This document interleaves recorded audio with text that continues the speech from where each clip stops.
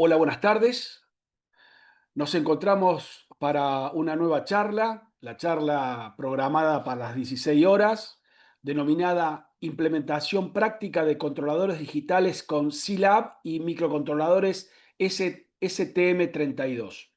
En esta oportunidad, el ingeniero Francisco Guillermo Gutiérrez, ¿sí?, estará a cargo de la exposición y podemos decir que el ingeniero Gutiérrez es profesor de la Facultad Regional de la Facultad Regional Córdoba en la Universidad Tecnológica Nacional.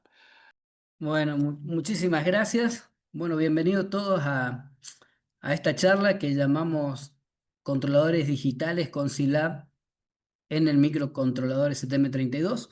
La verdad que más que nada vamos a ver cómo digitalizarlos, porque hoy cuando me puse a terminar de armar todo lo necesario para poder llevar esto de control digital a los microcontroladores, teníamos charla como para un par de días. Así que les voy a pedir que si hay dudas, que no duden en escribir, me interrumpen cuando quieren, pueden abrir el micrófono. Traten de, yo voy a hacer pausas después de cada tema, si pueden preguntar en esos momentos, mejor.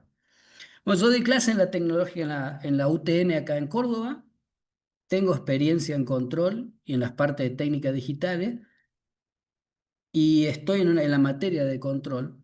Y desde que estoy en ella me he preocupado mucho en que podamos llevar toda esa teoría de control digital hasta un microcontrolador, o sea, de control general, de control clásico o control moderno, a un microcontrolador y poder correrlo y poder ver que eso que estamos trabajando realmente en la realidad se cumple. Así que si les parece, vamos a empezar con la charla, que es bastante completa, creo yo. Faltaría un poco de control moderno, pero para el año que viene. Así que déjenme comenzar con esto. Esta va a ser nuestra agenda. Primero vamos a ver una introducción a lo que es control, algo del modelo matemático de los sistemas, que a veces es la parte más compleja en control, porque involucra conocimiento de áreas que no son exactamente la misma que de programación. Luego vamos a hablar de control clásico. Control clásico fue la teoría que sustentó al control y todavía el PID que se basa en control clásico. Sigue siendo válido. Vamos a ver cómo vamos a repasar para aquellos que ya lo vieron y será nuevo para los que no lo vieron. De todas formas, en algunas filminas tengo alguna referencia donde pueden profundizar en los temas. Vamos a ver cómo se diseñan esos controladores. Y luego con ese diseño vamos a llevarlo a un programa. Vamos a digitalizar ese controlador hecho en control clásico y lo vamos a terminar poniendo en un programa en C. Usé el lenguaje C porque es el más común en sistemas embebidos. Y si estamos viendo esto es porque queremos llevar nuestros controladores hacia los sistemas embebidos. Así que para ir empezando, vamos a empezar con algunas definiciones clásicas o básicas. O sea, el control automático vamos a decir que es la disciplina que lleva al sistema que va a controlar mi planta, que va a gobernar mi planta, que antes se realizaba con microcontroladores y mucho antes se realizaba con sistemas mecánicos, perdón, antes con control operacionales, no con microcontroladores. Antes eran operacionales, eran sistemas mecánicos, método de palanca como la máquina de Watt, etcétera. Hoy en día todo eso está pasando a ser ya dominio de los microcontroladores y las computadoras. ¿Por qué? Por el bajo costo. Hoy en día el costo de hacer operaciones matemáticas cada vez más bajo. Los microcontroladores vienen con más potencia y poner un algoritmo de control dentro de un micro realmente es muy sencillo. Entonces termina siendo eso, un algoritmo de control. ¿En qué? Y en lo que podamos. Puede ser una computadora, puede ser un microcontrolador, puede ser un DCP o cualquier cosa. ¿Sí? Tanto el control clásico como el control moderno tiene su equivalente en control digital. Utilizan los conversores para pasar al tiempo de la parte continua a tiempo a la parte digital y del tiempo continuo a tiempo discreto. Entonces vamos a empezar viendo el diagrama en bloque y explicando cada una de sus partes, ¿sí? Acá tenemos algo genérico, pero que puede encerrar el concepto de cualquier controlador de cualquier sistema que tengamos que realizar. ¿Sí? La parte de la entrada RT, lo voy a buscar a ver si tengo, me faltaría una pantalla, a ver, acá está. Denme un segundito que quiero, no importa. La parte de entrada RT va a ser mi consigna. ¿Sí? Mi consigna puede venir dada por una señal analógica, puede venir por un comando digital, por lo que ustedes quieran, no importa. Porque todo esto que se encuentra dentro de esta línea discontinua está dentro del microcontrolador. Hoy en día los microcontroladores casi todos tienen conversor analógico digital, a menos que vayamos a uno demasiado viejo donde no lo tengamos, ¿sí? Entonces tenemos el conversor, esa señal de consigna pasa a ser una variable, un número dentro de mi microcontrolador, y es ahí donde va a actuar el compensador o el controlador que yo quiera poner, el algoritmo que va a ser capaz de hacer que la planta, que acá fíjense la planta que está en HS, donde S significa que estamos trabajando en la transformada de Laplace, porque esto es tiempo continuo, y Z vamos a usar siempre que estamos trabajando en tiempo discreto. Ahora vamos a ver cómo se usa, no vamos a entrar en las cosas finas de la transformada de Laplace ni la transformada Z, no se preocupe que eso no va a pasar. Pero entonces nosotros leemos el RT con un conversor analógico digital, lo transformamos en una palabra, en un número. Ese número va a ser procesado por un algoritmo y ese algoritmo va a generar una salida. Esa salida, ahí sí vamos a tener un elemento que no está graficado acá, que es el actuador. El actuador es el elemento final del sistema de control, que es el que hace que se produzcan los cambios en la planta. Por ejemplo, si yo estoy controlando un horno, mi actuador puede ser tanto una resistencia eléctrica como una hornalla y yo puedo manejar simplemente el flujo de gas. Si estoy controlando un motor de corriente continua, mi actuador va a ser el driver de potencia, que puede ser inclusive un PWM, una señal modulada en ancho de pulso. Esa salida con el actuador actúa sobre la planta y después termina entrando con un conversor o con un encoder, con cualquier cosa, alguna señal que también termina siendo una palabra para que mi sistema se realimente. Esto que estamos viendo acá es un sistema de control de lazo cerrado. Esta señal que dice clock es el periodo. El periodo es realmente muy importante cuando hablamos de sistema de control discreto. En realidad, cuando hablamos de cualquier cosa en tiempo discreto. Porque en tiempo discreto no existe la frecuencia. Lo único que existe son los tics del reloj. Por eso desaparece el concepto de tiempo. Por eso tenemos señales que en tiempo continuo son siempre periódicas y en tiempo discreto no. No siempre, como por ejemplo son los senos y los cosenos, pero eso es tema para otro lado. Entonces acá tenemos nuestro sistema, nuestro controlador digital, y vamos a ver paso a paso cómo podemos llegar a eso. Entonces, ¿qué necesitamos para hacer control? Esto es una buena pregunta y es bueno tenerlo anotado para poder saber qué tengo que estudiar para poder hacer control digital. Y vamos a tener que conocer de ecuaciones diferenciales. ¿Por qué? Porque las ecuaciones diferenciales son las que nos permiten a nosotros describir los sistemas dinámicos. Todos los sistemas dinámicos se terminan describiendo con ecuaciones diferenciales, entonces tenemos que saber, tenemos que conocerlas, tenemos que entenderlas. La transformada de Laplace. La transformada de Laplace es una transformada que nos permite a nosotros operar las ecuaciones diferenciales como si fueran ecuaciones algebraicas. Estoy hablando siempre del punto de vista de control.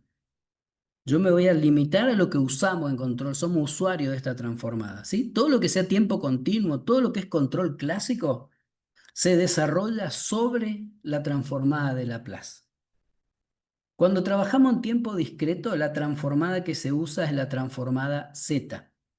Hace lo mismo que la transformada de Laplace para tiempo continuo, pero lo hace para tiempo discreto. Otra cosa que vamos a necesitar conocer son los diagramas en bloque. En los sistemas de control, y cuando uno mira este diagrama en un sistema de control, tiene varias cosas que, por más que no sea totalmente este, estricto como está diagramado el sistema, sí cumple con algunas cuestiones que tienen que ver con los diagramas en bloque. Como por ejemplo, los diagramas en bloque en sistema de control, más allá de ser un bloque conceptual, lo que nos permite a nosotros es hacer operaciones algebraicas, ¿sí? y tiene algunas propiedades importantes, como por ejemplo que no cargan al que está antes. Yo podría poner 1000 bloques de A acá en esta parte y el G de Z no cambia, ¿sí? En este caso estamos trabajando con bloques siempre unidireccionales. Y por otro lado tenemos bloques de suma y esto que está acá es una multiplicación en S que se termina convirtiendo en una convolución en el tiempo continuo. Eso es fantástico. Otra cosa que hay que conocer es el lugar geométrico de las raíces. Está comprobado suficientemente como para afirmar que es así, que la ubicación de los polos del denominador de mi función de transferencia son los que van a regir cómo el sistema se va a comportar, cómo va a responder ese sistema a una entrada. Por ejemplo, si mis raíces se encuentran en el semiplano derecho, es decir, son positivas, mi sistema es inestable. Yo no lo voy a poder controlar porque se va a caer. O sea, sí podría controlarlo con algunas técnicas, podría mejorarlo, pero es inestable inherentemente. Si tengo un sistema que tiene una sola raíz, estamos hablando de sistema de primer orden, con una respuesta muy simple. Si tenemos un sistema de más de una raíz, por ejemplo, de dos raíces, tenemos un sistema de segundo orden, etcétera. Otra cosa útil es el bode, diagrama de bode o respuesta en frecuencia. ¿Y por qué es útil? Porque nos permite, sin conocer la función de transferencia de una planta, me permite ensayarla y con los resultados del ensayo, el bode, que el bode es la entrada senoidal barriendo una frecuencia, la frecuencia de interés, o la frecuencia donde la planta respondería. Voy a barrer la planta con la frecuencia senoidal, voy a generar mi bode y con ese bode yo puedo diseñar un compensador para que mi sistema sea más estable, tenga una determinada respuesta, tenga un determinado error de estado estacionario. Error de estado estacionario, estamos hablando del error que queda cuando el tiempo se va a infinito. Entonces tenemos lugar de raíz y bode. Lugar de raíz se hace más hincapié en lo que es la respuesta transitoria del sistema, es decir, en el momento que se está produciendo la transición, ya sea de la entrada o una perturbación, esa respuesta la trabaja mejor lugar de raíz. Y otra cosa importante es el álgebra matricial. El álgebra matricial es muy importante para lo que es control moderno. Si bien control moderno termina también en una de sus técnicas, por ejemplo Ackermann u otras similares, manejando la ubicación de los polos, hay otras técnicas como control óptimo, en donde se utilizan otras técnicas para encontrar las realimentaciones, pero finalmente terminan siendo realimentaciones de estados en mi sistema y el álgebra matricial es lo que me permite a mí obtener los valores que tengo que poner en esas matrices. Entonces, con estos conocimientos los que necesitan. Ahora nosotros nos vamos a dar todo eso en una charla, pero sí vamos a generar eh, bastantes, ¿cómo lo llamaríamos? Vamos a generar curiosidad, ¿sí? Para que vean que esto es fácil y es sencillo y puede ser llevado adelante sin grandes problemas, ¿sí? Entonces vamos a utilizar acá el Scilab, que es una herramienta libre, es similar al MATLAB. Y el STMQID, que en realidad no llegué a hacer compilaciones, pero sería la herramienta que usaríamos para el STM32. Pero van a ver que esto se puede hacer con cualquier micro. Inclusive lo podrían hacer con un PIC de 8 bits. Entonces, primero vamos a empezar a definir algunas cosas importantes. ¿Qué es un modelo matemático? Vamos a definir un modelo matemático como un conjunto de ecuaciones que nos permiten a nosotros abstraernos de mi sistema físico. Nos permite abstraernos del sistema físico y capturar las características más importantes del sistema, ¿sí? Acá vemos justamente a la mano derecha el dibujo de una respuesta a un escalón. Esta respuesta al escalón lo hago con una computadora, ¿sí? Y eso puede significar cómo en el mundo físico un sistema va a responder a una entrada de escalón. Ah, ¿y cómo hago una cosa con otra? Y necesito un modelo matemático. ¿Y cómo voy a obtener el modelo matemático? A través de los conocimientos básicos de física y de electricidad, y depende del área que vaya a trabajar, ¿no es cierto? O sea, la física acá es muy importante porque la mayoría de los sistemas de control, o no la mayoría, por ahí los que hacen más ruido, tienen que ver con la mecatrónica, en donde hay sistemas mecánicos, ¿sí? Y también en los sistemas eléctricos tenemos que manejar las leyes de Kirchhoff y todas esas para sacar los mismos modelos matemáticos.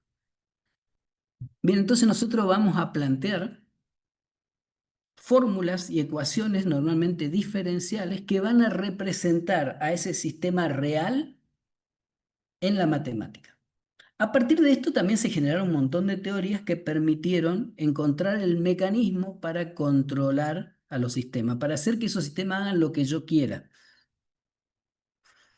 Vamos a avanzar un poquito más y después vamos a entrar en una discusión en lo que es la salida del sistema. Entonces, para empezar a abordar este tema de los modelos matemáticos, a mí se me ocurrió que el motor de corriente continua, que es un sistema electromecánico, es más que válido para estudiar este tema. ¿Por qué? Porque tenemos la mezcla de la parte mecánica, que sería la salida del motor. Esto es el modelo, el modelo conceptual de un motor de corriente continua. Tenemos la parte mecánica, que es la salida del motor, y tenemos la parte eléctrica, que es la parte del bobinado. En este caso vamos a trabajar con un motor de imanes permanente. Este dibujo que tenemos acá al costado, vamos a explicarlo bien en el gráfico antes que nada. Representaría un motor de corriente continua con estator bobinado, donde le podemos poner una corriente, una tensión y tendríamos un campo magnético constante. Hoy los motores de continua normalmente están construidos con imanes permanentes, más que ahora existen las tierras raras que nos hacen imanes muy, muy potentes, que alivianan mucho el peso del sistema, que si tuviéramos que bobinarlo y generar con una bobina el campo magnético sería un poquito menos óptimo. Entonces, por otro lado tenemos, este J sería la inercia. En esa inercia estamos contemplando la inercia completa del rotor y del eje del motor, y si le pusiera una carga también.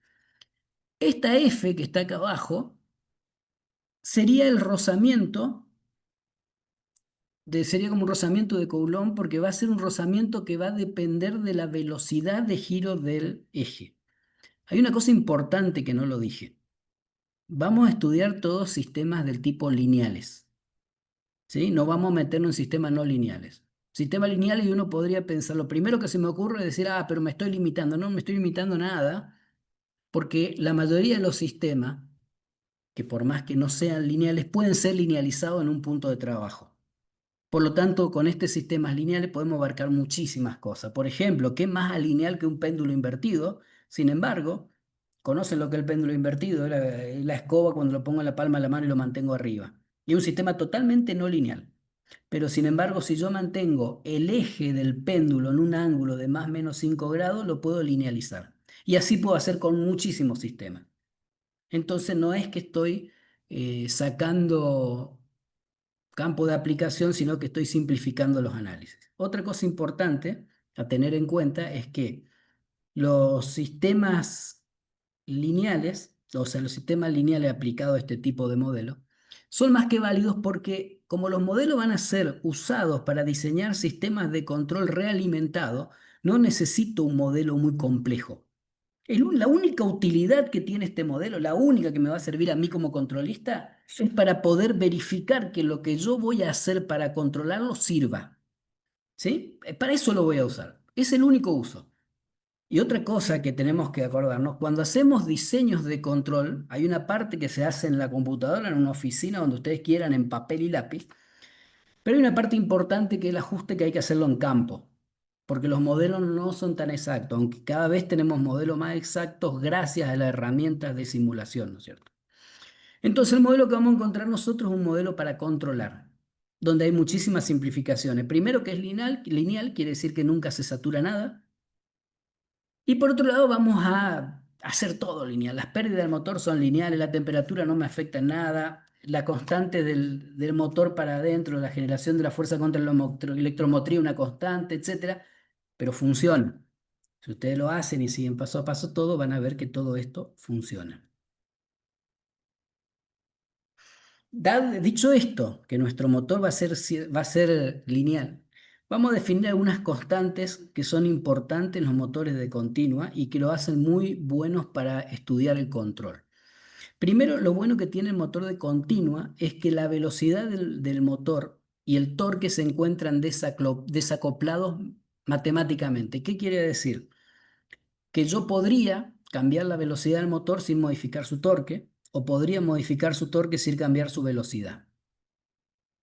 Si nosotros vemos cómo serían las constantes que vamos a usar. Por ejemplo, hay una constante que me va a relacionar a mí el torque mecánico de salida con la corriente que circula en el rotor. Hay una relación, un número, llamémoslo número, que yo multiplico la corriente por ese número y me va a dar el torque de salida. Yo disminuyo la corriente, disminuye el torque de salida. Aumento la corriente, aumenta el torque de salida. ¿Bien? Vamos a plantear las ecuaciones. Primero vamos a pasar a ver la ecuación de la parte mecánica, donde nosotros tenemos una entrada BA, que sería la entrada de tensión. Esta bobina LA representa las pérdidas que tengo en mi rotor, es decir, la parte de inducción que no se va a convertir en torque, que no es mucha la IA, pero fíjense que cuando nosotros prendemos el motor y está totalmente quieto, esa IA y RA, que sería la resistencia del cobre, son los que limitan la corriente inicial.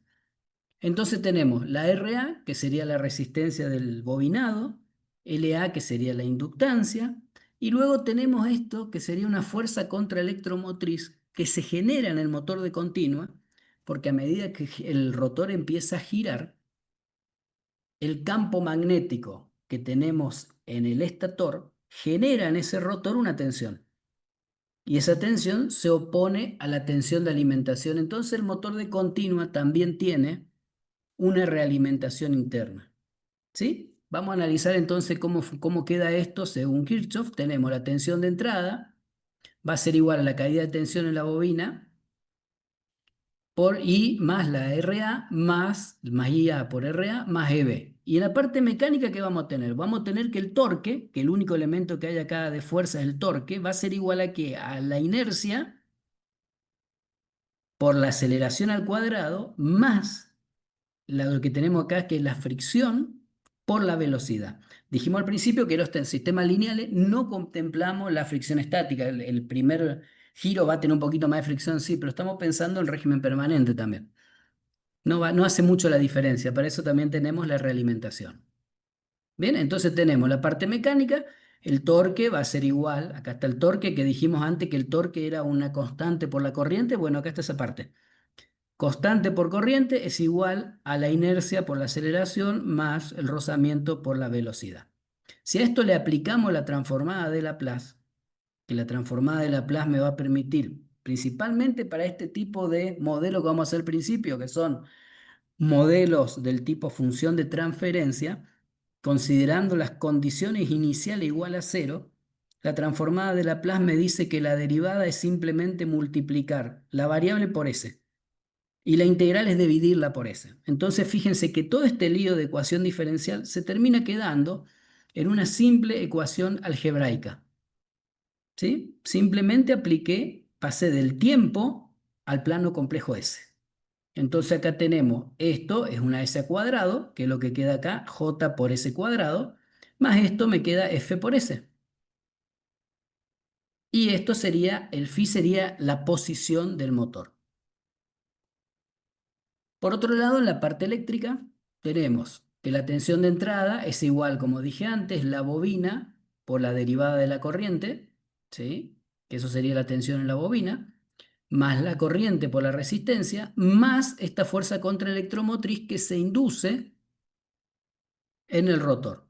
Aplicando también a esto la transformada de Laplace y jugando un poco con las ecuaciones, esto fíjense que lo único que hice acá fue reemplazar el EB por el KB, porque acuérdense que EB era proporcional, como está escrito acá arriba, a la velocidad. ¿Está bien? Entonces EB es la velocidad por la constante de proporcionalidad.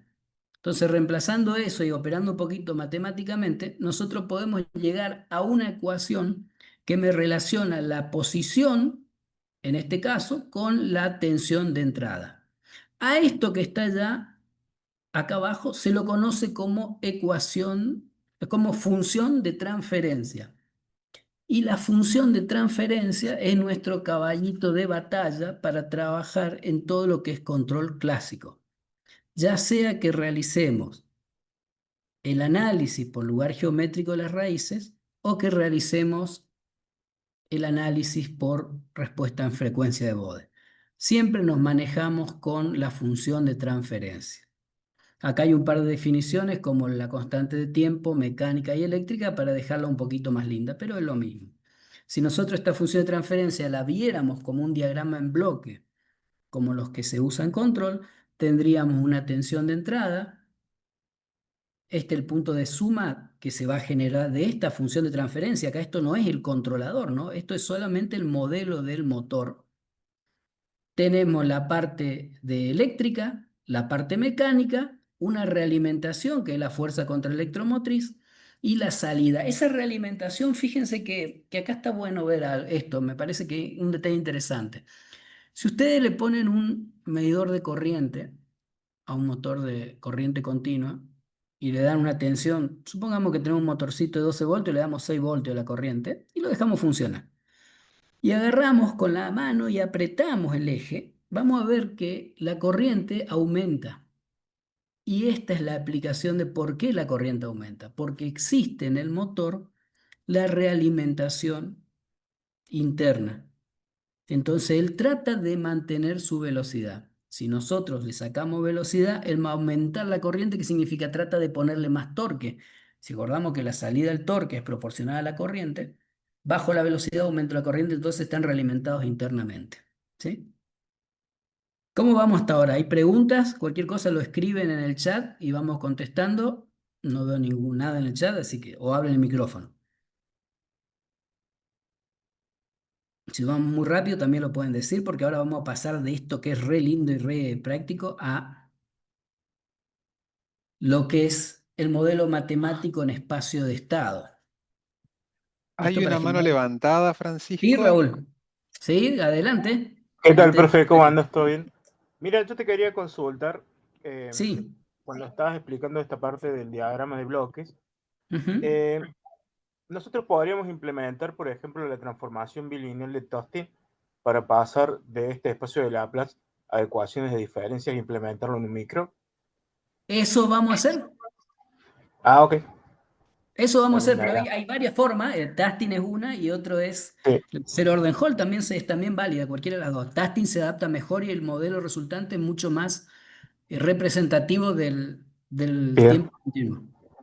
Dale, eso me interesa, gracias. No, sí, ahora lo vamos a ver.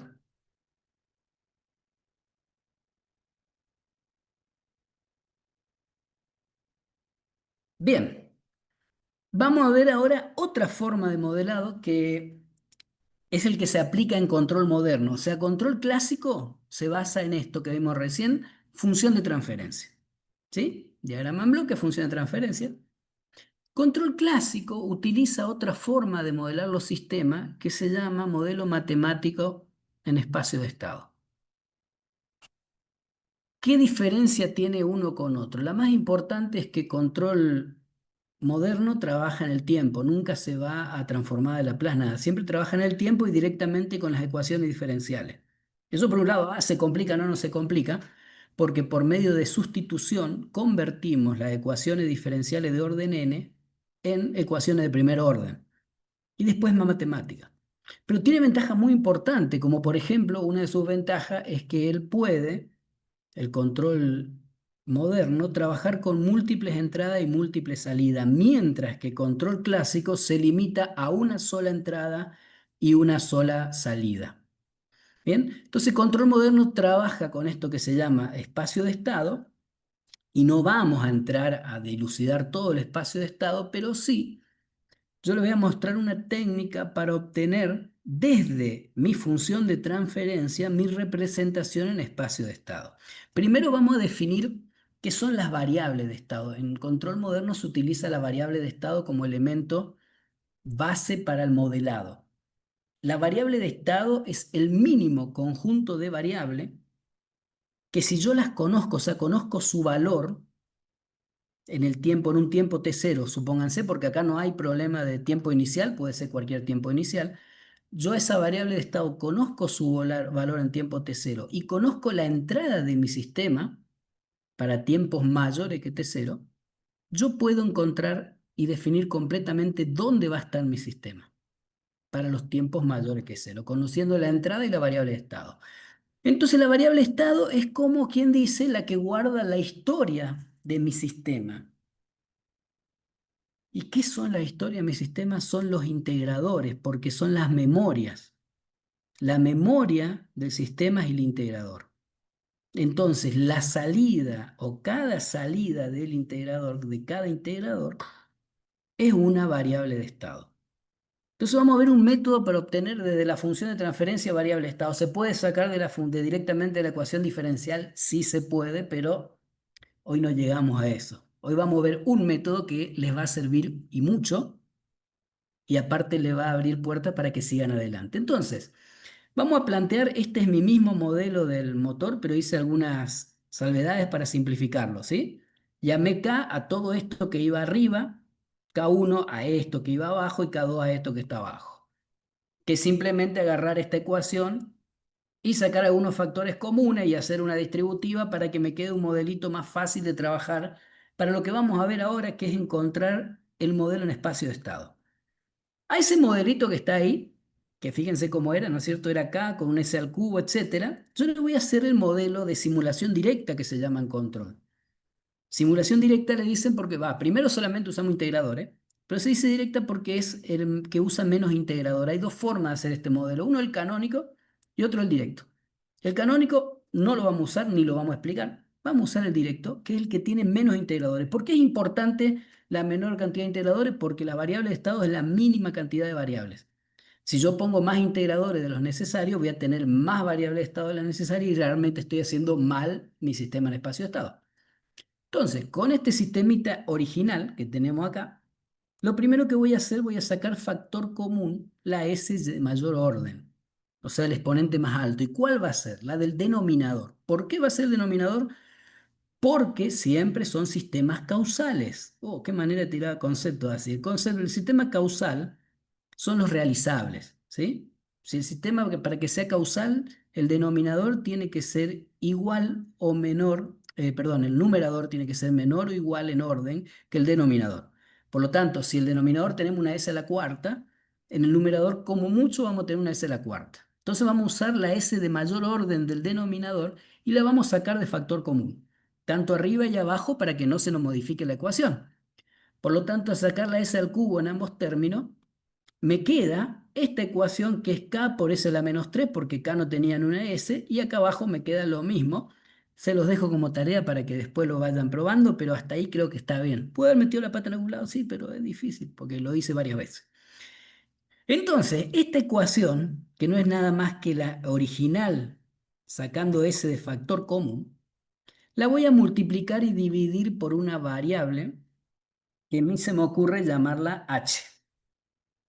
Una variable que no hace nada, pero es una variable auxiliar que voy a usar. Y con esa multiplicación arriba y abajo de h, lo que voy a definir son el numerador por un lado, que voy a llamar que es hk por s a la menos 3, y el denominador por otro, donde voy a tener que vea es h más hk1, o sea, todo lo que está acá abajo. O sea, separé numerador y denominador, es válido, no estoy haciendo nada raro. Y con eso hecho voy a despejar h de la parte del denominador. ¿Sí? Queriendo mover. Voy a despejar h de la parte del denominador, con lo cual voy a tener que h es BA menos HKS menos 1, HK2, S menos 2. Bien, vamos acá. Con eso voy a hacer el dibujito. Me gusta hacer el dibujito que sería el diagrama en bloque. Se mueva esto. No se me está moviendo. Pero después, como era de esperar. Ahí está. Entonces, mi dibujo, o sea, si yo grafico estas ecuaciones, quedan como están acá. Donde esto que está acá sería el H, si vemos acá arriba, la salida de este primer sumador, y acá tenemos la salida que es el último H por S a la menos 3 por K. Entonces, si yo grafico todas las ecuaciones, tengo H por S a la menos 1, H por S a la menos 2 y H por S a la menos 3. Y escribo el equivalente, fíjense cómo es, K1, K2, etcétera. Yo acá le puse valores para que sea más fácil de escribir. K1 20, K1 10, K2 20, etc. Y K 0,5. No importa. Lo importante es este diagrama, porque voy a tomar la salida de cada integrador como una variable de estado. En este caso tengo tres integradores, cada uno sobre S es un integrador. Integrador 1, 2 y 3. Entonces tengo x1, x2 y x3. Pero fíjense que a la entrada del integrador de x3 tengo la derivada de x3. Entonces digo que es igual a x2. Y la entrada del integrador de x2 tengo x1, entonces digo que es x.2. Y de acá voy a sacar mi representación en espacio de estado donde tengo la derivada de las variables de estado e igual a la matriz A, que es la que vemos acá, la de 3 por 3, que la voy a sacar directamente desde acá. Vamos a hacerla más simple que x3. X.3 a que es igual. Y x.3 es x2. Fíjense que es cierto, está acá. Bien. X.2 a qué es. X.2 es x1. Le pongo un 1 acá y ya tengo x1. Y x.1, esa es más complicada, porque es igual a menos 10 por x1, que está acá, menos 10 por x1. 20, menos 20, por acá hay signo menos 20 por x2, menos 20 por x2, y no entra x3, por lo tanto tengo un 0 en x3. Y la salida, la única que es afectada por la entrada es x.1, entonces me aparece en el vector de entrada un 1 en lo que es x1. Y la salida está acá abajo, que es phi, que es k por x3. ¿Bien? Ese es el modelo en espacio de estado cuando lo obtenemos directamente del modelo de simulación estándar. Lo hice por dos cosas este modelo de simulación estándar. Uno, porque me permite encontrar la variable de estado de forma fácil. Y me da la matriz de controlabilidad, así se llama. Y es sencillo, de una función de transferencia. Y otro lado, porque esa misma técnica la vamos a usar después para codificar nuestros controladores. Bien, o sea que de acá obtuvimos esta representación que es otro modelo, que es el mismo modelo que el anterior, pero ahora en espacio de estado. Espacio de estado es un tema para estudiarlo bastante largo. Se puede pensar como que cada variable de estado es un eje coordenado de mi sistema y se mueve el sistema en esos ejes coordenados representados por la variable de estado. Bien. Demos un ratito hasta que esto responda. Ahí está.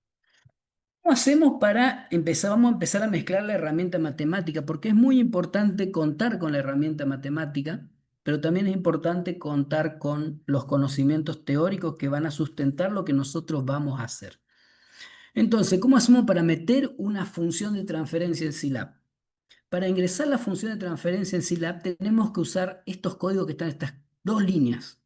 En realidad son tres, estas tres líneas que tenemos acá. Primero, la S la definimos porque Scilab no la tiene definida por defecto, entonces con esta instrucción poly generamos y le damos vida a S. Hay otra forma de hacer la S, sí, pero esta es una y anda. Luego, cuando ya tenemos definido ese símbolo S ahí, vamos a poder definir o escribir nuestra función de transferencia. Fíjense que la escribí directamente poniendo el valor de K1 y K2 que usé para mi sistema con variable de estado, ¿no? Y luego vamos a utilizar esta función syslin que está definiendo un sistema lineal y en este caso con la letra C le decimos que es en tiempo continuo. Si nosotros corremos estas 5 líneas en Scilab, lo que me va a dar cuando yo ponga this, que this es para mostrar el resultado, cuando pongo disgesis me aparece esta función de transferencia que es la misma que antes. Bien, o sea que ya tenemos nuestra función de transferencia dentro del Scilab. Y si quiero pasar esta función de transferencia, por ejemplo, a variable de estado, bueno, tengo la función tf2ss, o sea, de función de transferencia a variable de estado, en donde él me va a encontrar otra representación de espacio-estado que no necesariamente va a ser la matriz de controlabilidad que encontré yo, pero sigue siendo igual de válida y sirve exactamente para lo mismo.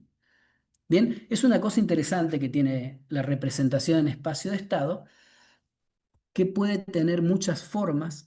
Mientras tenga la misma cantidad de variables, está todo bien. Si tengo más variables que en uno que en otro, y en alguna puse de más.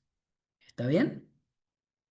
Entonces tenemos representación, metemos la función de transferencia y directamente acá podemos mostrarla, convertirlo a espacio de estado. Bien, vamos a hablar 2 minutos de Evans y el lugar geométrico de las raíces. No sé si tienen una pregunta hasta acá. Todo esto es control, sí es control. Ya lo vamos a convertir en 5 líneas de código para hacer el compensador. exactamente 5 líneas de código.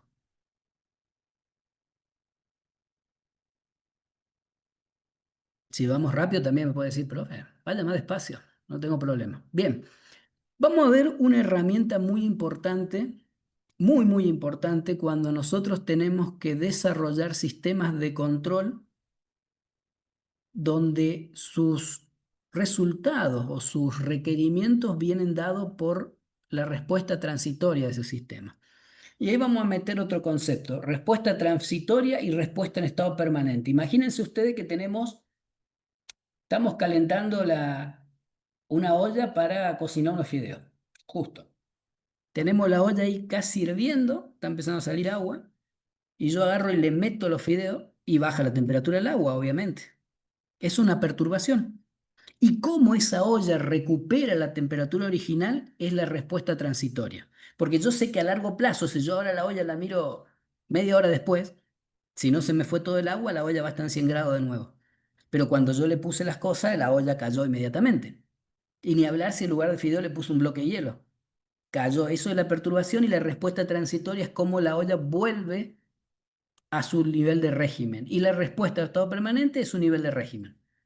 La respuesta transitoria se lo ve muy bien con el lugar geométrico de las raíces. Porque el lugar geométrico de las raíces me muestra a mí todos los puntos, todo esto que vemos en color azul y verde, son todos los puntos que pueden ser raíz de mi sistema. ¿De mi sistema? ¿Qué sistema? El sistema de lazo cerrado. O sea, el sistema de control. Y ahí vamos a meter algo que hay que entenderlo bien. Lo único que podemos hacer nosotros como controlistas es actuar sobre el sistema con los actuadores. O sea, no podemos cambiar el modelo matemático de mi sistema. El modelo matemático sigue siendo el mismo. Lo único que voy a cambiar yo es cómo aplico la entrada. Entonces, cuando yo hago un sistema de control de lazo cerrado y estoy aplicando un escalón a la entrada de control de lazo cerrado, no estoy aplicando un escalón a la planta realmente. A la planta estoy aplicando el escalón ese tratado con todo el algoritmo de control para que esa planta se comporte como yo espero. ¿Sí? Si yo espero que esa planta, para mi entrada que sea un escalón, se comporte como un sistema que no tenga sobrepaso, que no pase nunca el nivel de referencia, yo no le mando el escalón a la planta. Le voy a mandar otros valores, pero ¿qué valores son? Los que le calculo yo con mi algoritmo. Entonces, el lugar geométrico de las raíces a mí me da todos los puntos, supongamos que esto sea la planta sola, donde puede trabajar la planta. Acá esto es el cero, donde está este polo de acá, porque este es el lugar hecho con el modelito ese del motor. Si yo llego a pasar para este lado, en este lado los polos de mi sistema ya pasan a ser positivos y el sistema se hace inestable, ya fue. Cualquier ruidito, el sistema se va. Pero ¿qué pasa si yo necesito que mi sistema trabaje acá, fuera del lugar geométrico de las raíces? O sea, yo quiero que la respuesta completa del sistema realimentado, o sea, cuando yo mire la salida a una respuesta escalón, se comporte como si el sistema estuviera trabajando fuera de ese lugar. Si yo voy a trabajar dentro del lugar, yo variando con un KP, con una ganancia, puedo lograr que trabaje en cualquier lugar. En cualquiera de estos lugares que son los puntos del lugar geométrico. Ahora, si yo tengo que trabajar fuera del lugar geométrico, tengo que hacer un compensador. Y hay métodos para diseñar el compensador. A eso se le denomina compensador en adelanto. El compensador en adelanto es el compensador que me va a suprimir, me va a dar a mí lo necesario, que en este caso es fase, para que mi sistema pase por el punto de trabajo que estoy buscando. Ese compensador en adelanto es una función de transferencia representada por un polo y un cero. Estamos hablando de diseño de control clásico. Un polo y un cero que me va a dar fase. Y esa fase va a hacer que mi sistema deforme, o sea, mi sistema de lazo cerrado, la planta no, la planta sigue siendo la misma. Pero mi sistema de lazo cerrado va a deformar este lugar geométrico y va a pasar por el punto de trabajo que yo quiero. Ese compensador se llama compensador en adelanto. ¿Y cómo se diseña? Y se calcula qué fase me hace falta y con eso voy a poner la distancia del cero y el polo. Finalmente termina siendo simplemente este sistema que tenemos acá. Un cero y un polo. ¿Sí? Si el cero está más cerca del origen que el polo, es un compensador en adelanto. Si al revés, un compensador en atraso. Usos diferentes, sí, por eso le digo control hay mucho para ver y está bueno, uno puede hacer muchas cosas. Hay que ponerse a verlo, ¿no? Entonces, el compensador en adelante que vamos a hacer, vamos a agregarle fase a mi sistema. Entonces tengo este compensador que de donde le creé, apliqué todos los métodos para lograr hacer eso. Si lo prueban, tal vez no funcione, ¿no? Ahí, porque lo puse para mostrar el método, no para mostrar el resultado. Entonces yo tengo que hacer este compensador en adelanto. Fíjense, es un polo y un cero, tiene que ser, y es muy fácil hacerlo en un microcontrolador, que a eso vamos a ver ahora. Entonces yo tengo este sistema, este compensador en adelanto, y yo tengo que llevarlo de este mundo de tiempo continuo. Yo diseñé mi compensador utilizando las técnicas de control clásico, cualquiera, bode, lugar de raíces, cualquiera, y tengo un compensador de tiempo continuo y analógico. Por lo tanto, ¿qué tengo que hacer? Tengo que pasarlo a tiempo discreto y lo tengo que digitalizar. Y ahí viene nuestro auxilio, el conversor analógico digital. Una cosa muy importante que no hay que subestimar es el tema de la frecuencia de muestreo. Porque como vamos a ver en un ratito, esa frecuencia de muestreo me cambia toda la función de transferencia de mi sistema. ¿Qué significa convertir de tiempo continuo a tiempo discreto? Significa agarrar una señal como esta que vemos acá a la izquierda, que tiene IDT, pasarlo por una convolución de impulsos y obtener una señal donde ya no existe fuera del tiempo de muestreo. Eso es lo que hace en realidad el tiempo discreto. La señal no existe entre muestra y muestra. No es que tiene el mismo valor, no, no existe. Cualquier otra respuesta equivocada. Para que la señal exista tenemos que poner algo como un cero orden Hall. Matemáticamente, ¿quién hace esto adentro del micro o fuera del micro? Adentro del micro lo hace el registro del conversor analógico digital. Cuando yo convierto una señal analógica, ese valor de conversión permanece válido hasta la próxima conversión. ¿Y qué está haciendo ahí? Está haciendo un cero orden Hall. ¿Y la salida, quién la hace? Y bueno, el conversor de A. Cuando yo al conversor digital analógico le escribo un valor, ese conversor saca un valor. Cuando yo vuelvo a escribir el valor, cambia el valor. Antes no cambia. Entonces yo voy generando estas señales con el cero orden Hall. ¿Bien? El retenedor de orden cero tiene muchas formas de convertirlo en una expresión matemática. Una es esta, donde yo voy multiplicando el valor de la señal por una señal UDT. La señal UDT es una señal escalón de valor 1. Y cuando le resto UDT menos T, hago que desaparezca esa señal escalón cuando llega a UDT menos T. Y así podría armar toda esta señal de cero orden Hall. ¿Para qué? Y porque matemáticamente quiero llegar a algo que me sirva para convertir ese sistema continuo a un sistema discreto y convertirlo en un programa. Bien, ¿cómo se vería una señal? Por ejemplo, hay retenedor de orden cero y retenedores de primer orden.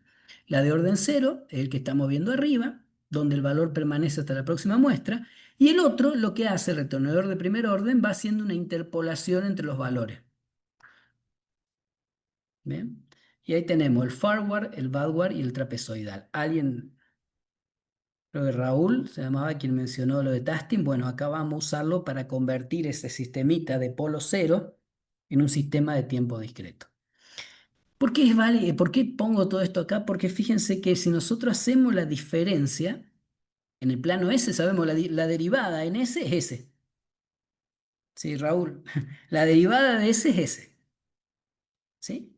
Y si yo calculo la derivada con estos tres modelos, yo puedo llegar a una equivalencia. Esos modelos están en Z, ¿no es cierto? Donde Z va a representar la muestra actual y la anterior.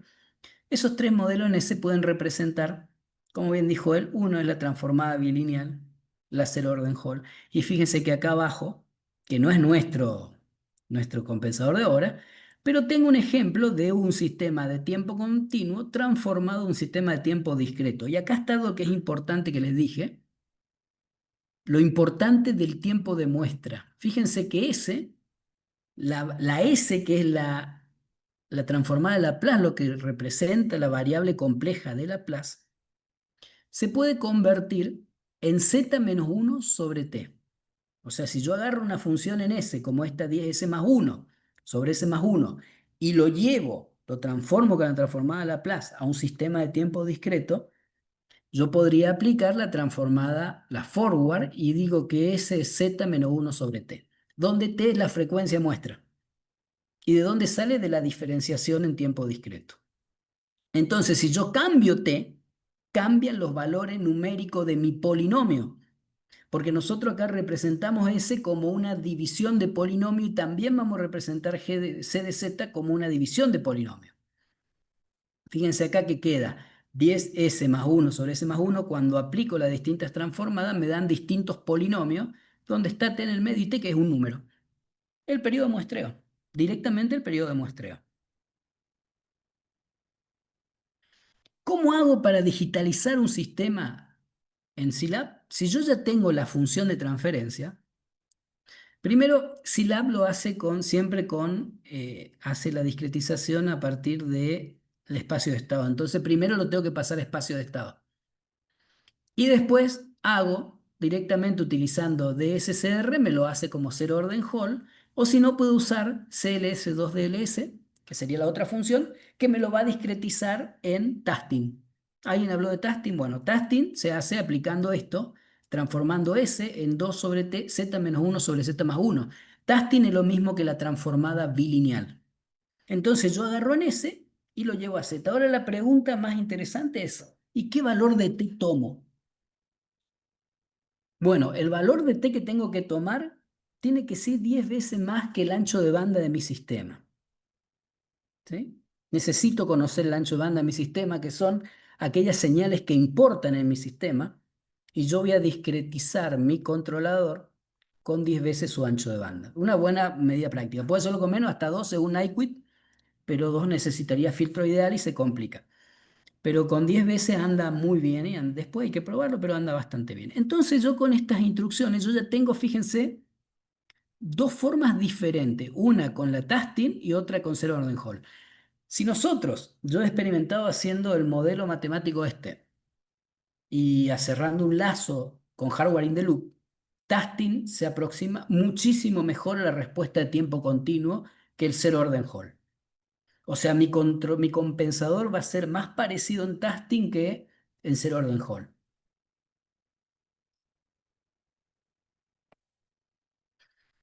Agarramos esto, ya lo hicimos al principio. ¿Qué hacemos? Hacemos el modelo, el mismo modelo de antes, hacemos exactamente lo mismo, sacamos factor común Z y luego hacemos nuestro dibujo del sistema de representación directa, pero ahora en el plano Z. Ahí no me molesta tanto. Bien. Entonces tenemos como esto un solo polo y un solo cero, mi representación queda como esto. Fíjense que es esto de acá, sacando Z factor común, y queda Z a la menos 1. Saco arriba y abajo Z y me queda esta representación para hacer orden Hall y esta representación para Tasting. Ah, no, ya está, no hice la de Tasting, viene después. Esta es la representación de cero orden Hall. Fíjense, ¿qué es esto? Cada 1 sobre Z representa la muestra anterior. ¿Sí? O sea, es un retardo. La muestra actual, la muestra anterior. Entonces, lo que tengo acá es H. ¿Se acuerdan de la H que usamos en el modelo directo? Bueno, esto sería H, esto sería H por Z a la menos 1 o la muestra anterior. Entonces yo en mi código voy a definir una static H1, que sería H de T menos 1, que está acá. Bien, una H y una I, que esto no me importa que sean estáticas, porque no tengo que guardar para nada. La que tengo que guardar es esta, que tiene que ser estática. Yo hice todo el código en float porque lo estaba probando con una Blackpill que tiene un STM32411 que tiene punto flotante. Entonces, tenemos la 2K que teníamos antes, que esto sale de hacer tasting, ¿no es cierto?, a mi función de transferencia de mi compensador. Y directamente, como le dije, son 6 líneas. Primero calculo H, es decir, calculo la salida de este sumador. Y luego de eso, calculo la salida I. Una vez que terminé de calcular I, hago que H1 sea H. Es decir, tomo el valor de la muestra actual y la convierto en muestra anterior. Y esto es todo mi compensador. Esas 6 líneas me implementan un compensador en atraso o un compensador en adelanto. En este caso está hecho con cero orden Hall. Si yo a esto agarro la otra, que era el tasting, le hago exactamente lo mismo, ¿sí? Es un poquito más complejo testing, pero vale la pena. Aparte, fíjense, son 6 líneas de código.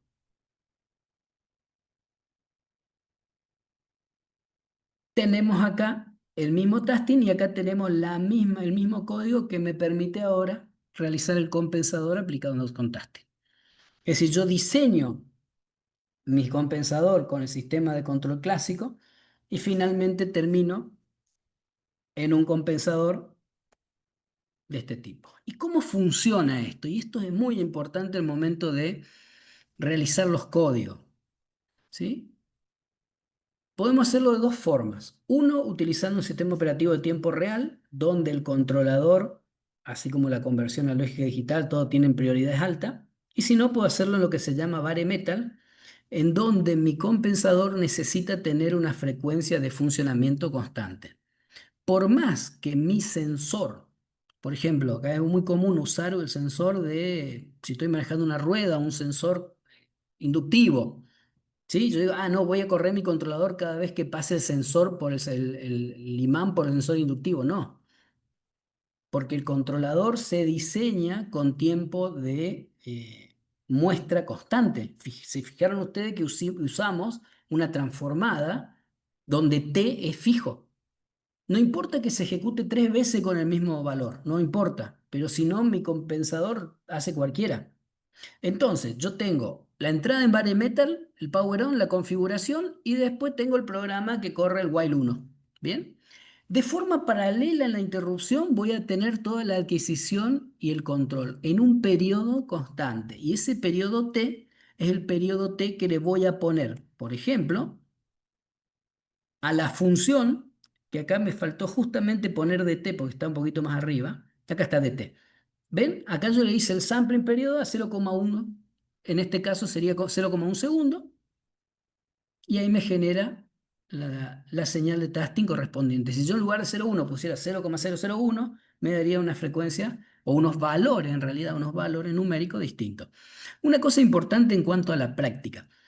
Yo acá puse los mismos valores, como no lo íbamos a sendar y no pasa nada. Yo agarré estos valores que están acá y los usé dentro de mi ganancia. Cuando estos software calculan los coeficientes, tienen mucho más definición que esos valores que vemos ahí. Y hay veces que esos valores son importantes porque pueden hacer el sistema inestable. Entonces, les recomiendo que vayan en la variable y de ahí mismo extraigan el valor numérico y usen ese valor numérico para su sistema. ¿Qué usamos? ¿Fijo o flotante? Punto fijo, punto flotante. Y si el micro tiene punto flotante, usen punto flotante. Pero si no tiene punto flotante, hay que usar aritmética punto fijo, a menos que sea un sistema muy lento, ¿sí? Porque el punto flotante en sistemas que no contienen el hardware de punto flotante hace que el código se vuelva extremadamente lento. ¿Bien? Eso sería la implementación. Fíjense que ni siquiera hizo falta poner un STM o lo que quieran, porque esto se escribe hasta en un micro de 8 bits, como les dije al principio. Cuando hacen el STM,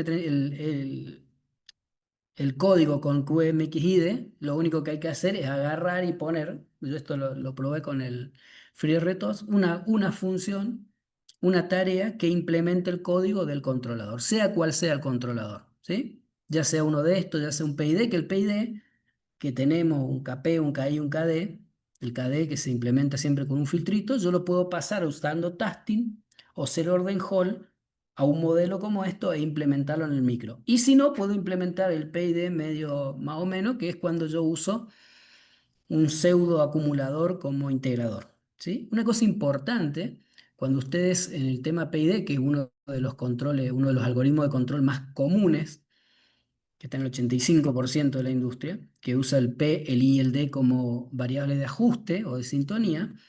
Cuando ustedes hagan la tasking, les invito a que jueguen un poco con eso, que hagan en el Scilab, pongan un PID, una función de transferencia de un PID y hagan un tasking. Van a ver que el KP, KI y KD ya no son directamente el KP, KI y KD que ustedes calculan, por ejemplo, con el método de sintonía de Siegel-Nichols, que es un método, búsquenlo, después lo van a encontrar. Ese valor tiene que ajustarse al periodo de muestra, siempre. Siempre el periodo de muestra acá es mandatorio. Para todo lo que hagamos, sistema discreto, el periodo de muestra es importante. Y ahora quedo abierto a preguntas, a comentarios y en lo que le pueda ayudar. Sí, Sebastián, abrí el micrófono nomás. Sí, me interesa mucho este tema porque es algo que quiero aplicar para darle a mis estudiantes de procesamiento digital de señales. Eh, y en base a esto, la idea sería poder implementar un PID en un micro a través de la transformación bilineal de Tasting. Mi pregunta sería, ¿cómo es la respuesta que vamos a tener en tiempo real? Por ejemplo, si implementáramos un PID con operacionales, que es en tiempo real la respuesta que voy a tener, en comparación con la que yo podría obtener en un micro, por ejemplo, en un ESP32, que son los que más usamos. Ujú. Eh, ¿puedo esperar obtener algún delay en el procesamiento o es algo medio rápido? No, sí, el delay lo vas a tener, seguro que lo va a tener el delay porque el Sí. operacional está trabajando en tiempo continuo y el otro en tiempo Mm. discreto. Pero el SP32 trabaja a 240 megas y tiene unidad de punto flotante, por lo tanto, no sé qué querés controlar, pero si vos No, lo... simplemente quería dar un ejemplo de algún PID Sí, clásico, poder pero ponele que implementarlo. lo controla un motor, que lo aplica a un motor que está re Sí, bueno sí. aplicado a un motor. Ujú. No te va, ni lo vas a notar. Van a responder igual, porque es tan rápido el PID que la respuesta en frecuencia del motor no le va a dar para sentir ese sample and hold que tenemos, por ejemplo, acá. Sí. Esto va a ser tan chiquito que no se va a ver, no lo va a notar. Bien, entonces mi pregunta, Guille, sería, ¿cuándo Sí. va a ser considerable ese retardo? ¿Cuando Bueno, implementemos qué? eso va a ser considerable cuando vos estés llegando al orden de que el sistema puede responder. O sea, si Bien. vamos a pasar por acá, vos muestreás 10 veces la frecuencia, el ancho de banda de tu sistema, ¿sí? El Ujú. ancho de banda vos lo multiplicás por 10 la frecuencia y con eso decís, bueno, acá voy a muestrear, eso te va a dar un tiempo, qué sé yo, 0,1 segundo, 0,01 segundo, o ponele que te da un microsegundo. Vos Sí. sabés que en un microsegundo, antes de que llegue el próximo microsegundo, vos ya tuviste que haber resuelto la salida. Si vos no podés resolver tu salida en ese tiempo, no podés controlarlo con ese micro. ¿Se entiende? Ahí va. Porque no importa si Sí. vos te vas atrasando justamente una muestra. O sea, vos terminás de calcular ahora y cuando viene la otra muestra sacás el valor. Eso no te va a joder nada. Pero si vos no llegaste a calcular, ahí no sirve, por decirlo Ahí fácil. necesito otro core, digamos, o Necesitas otro implementar core, otro core. sí. Es otro core o pasarte a punto fijo. Punto fijo es Bien, una opción muy rápida y anda muy bien también. No solamente claro. punto flotante sirve para esto. O podría implementar, no sé, un FPGA, por ejemplo, con unidad de Bueno, punto. la FPGA te da otra cosa que esto no te lo da. La FPGA te da concurrencia. La FPGA te permite a vos ser realmente como un sistema de control de un micro, que es de un micro, perdón, con lo operacional que es Ujú. concurrente, en lugar de un micro que es lineal.